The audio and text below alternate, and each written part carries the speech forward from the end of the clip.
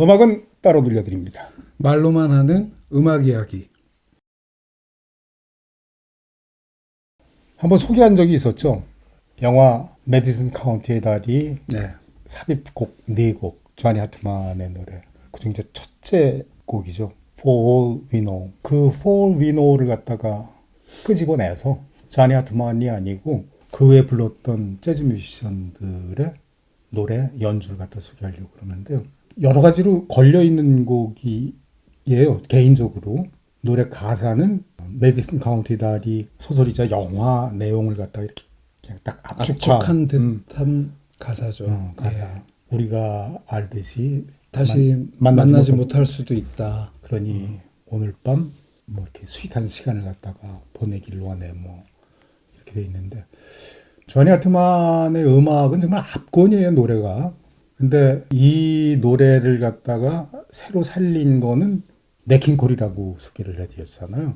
네. 그래서 오늘 첫 번째 소개할 버전이 네킹콜 트리오의 버전입니다. 네. 알아보니까 43년부터 49년까지 녹음됐던 앨범이래요. 이렇게 순차적으로 네네. 해가지고선 49년인가에 네킹콜이 본격적으로 보컬을 위주로 활동하기 이전에 재즈 피아니스트 시절에 재즈 피아니스트 시절에 한 44년부터 49년까지 그러니까 정확히는 킹콜 그때는 넷이란 말 그 이름을 안 썼고 킹콜 앤 트리오. 히스 트리오 해갖고 볼륨 1, 2, 3, 4가 나왔는데 그 중에 볼륨 4 49년 앨범에 이 곡이 있는 거죠. 조니 하트만의 노래는 그냥 40, 50대 중년의 감성으로 노래를 불렀다고 그러면 네킹콜은 정말 20, 30대의 좀 젊은 그런 감성으로 소화했어요.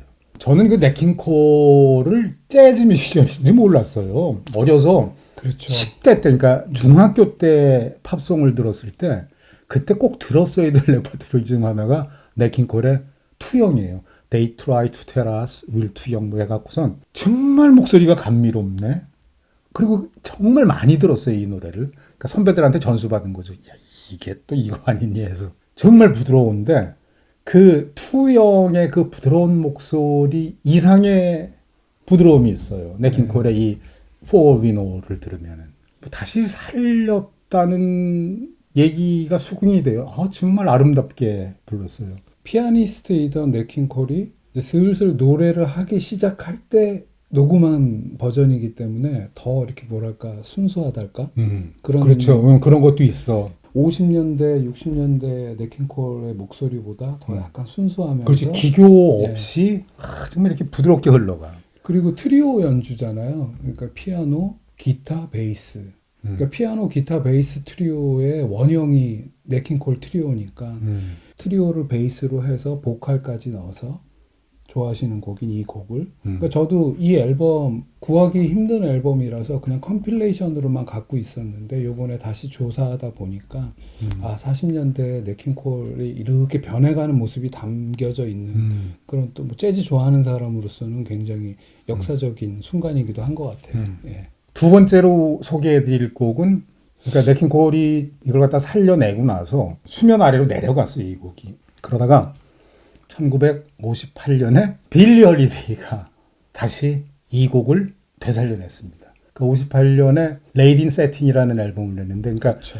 빌리 헐리데이 마지막 앨범 그 전 앨범이에요. 그렇죠. 그러니까 이제 목소리는 이미 다 그 고음은 다 이제 망가졌고 이제 나이를 먹어가지고선 이제 뭔가 이렇게 의미 있는 앨범을 내고 싶었나 봐요. 그래서 노먼 그랜츠랑 계약을 했는데 이 캄보 편성으로 해갖고선 뭐 여러 가지로 시도를 했는데 잘 안 됐다고 그래요. 네, 그러니까 50년대 빌리 헐리데이가 50년대 초중반까지는 그 노먼 그랜츠의 버브 레코드에서 소규모 편성의 곡들을 이제 녹음을 하고 남겼는데 그렇게 빅히트는 안 했나 봐요. 그래서 이제 음반사를 콜롬비아 레코드, 제일 큰 레코드 회사로 옮겼고 콜롬비아 레코드에서 좀 전폭적으로 투자를 한 거죠.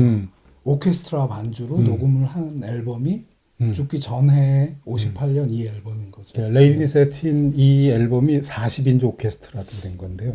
근데 이 앨범이 나오기까지 결정적인 역할을 한 게 폴 위노라고 네, 하더라고. 레이 앨리스라고 색소폰 연주자이고 지휘자고 프로듀서인 양반이 있는데 이 양반이 편곡한 걸 빌리 홀리데이가 들었대요. 근데 빌리 홀리데이가 이 Fall We Know를 갖다 이 편곡 이걸 너무 마음에 들어 한 거야.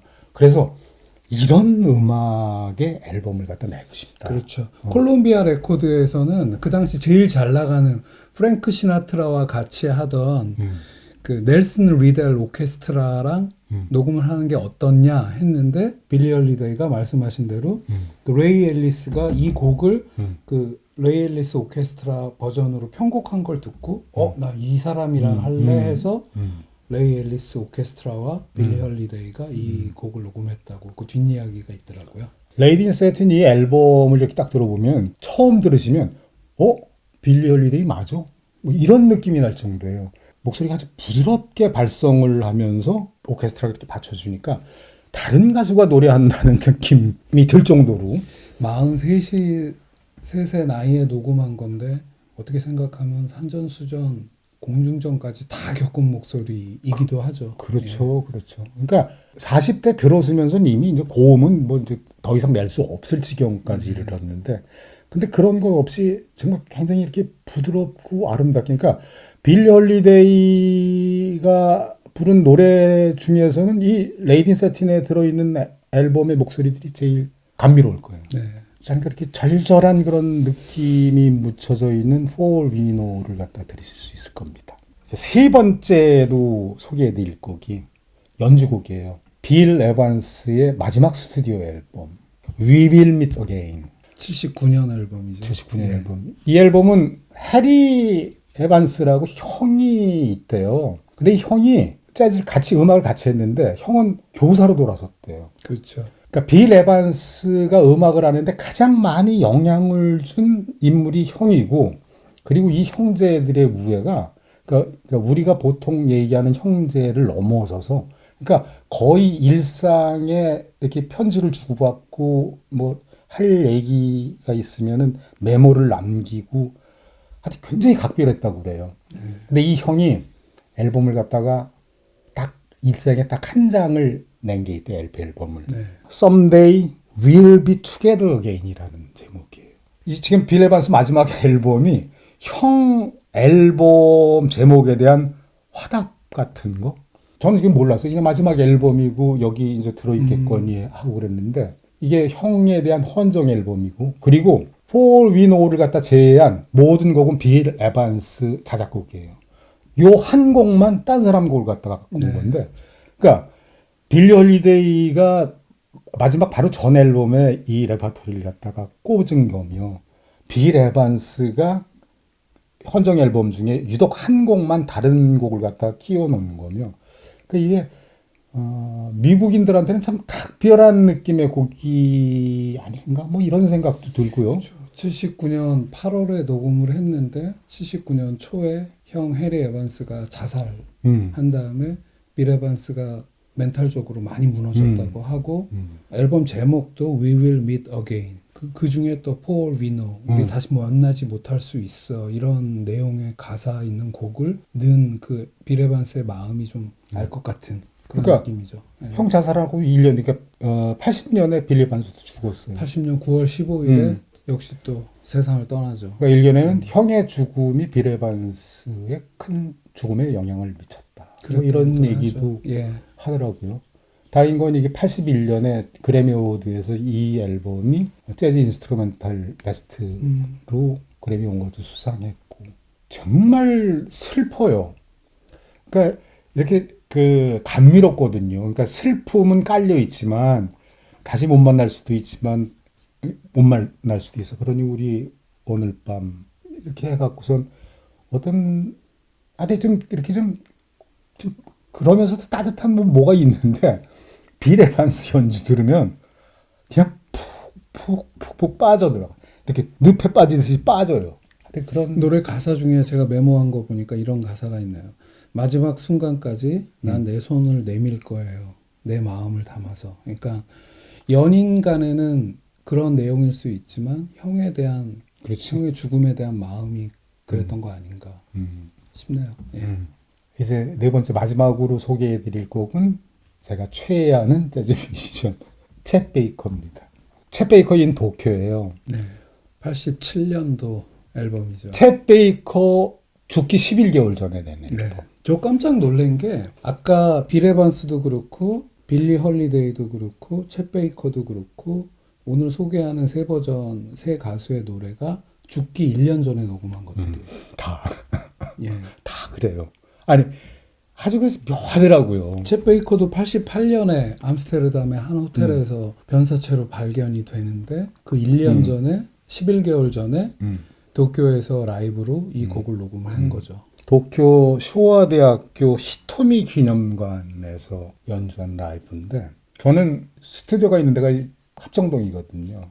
합정역에서 스튜디오까지 이렇게 오기 뭐 한 중간쯤에 양화진 책방이 네. 있어요. 근데 한 5년 전인가 6년 전인가 이렇게 보드를 걸어 놨는데 엔도 슈샤쿠 침묵 엔도 슈샤쿠 침묵 책을 갖다 소개하면서 따옴표 2개 해놓고선 시를 갖다가 그 침묵에 나오는 한 구절 갖다가 딱 써놨어요.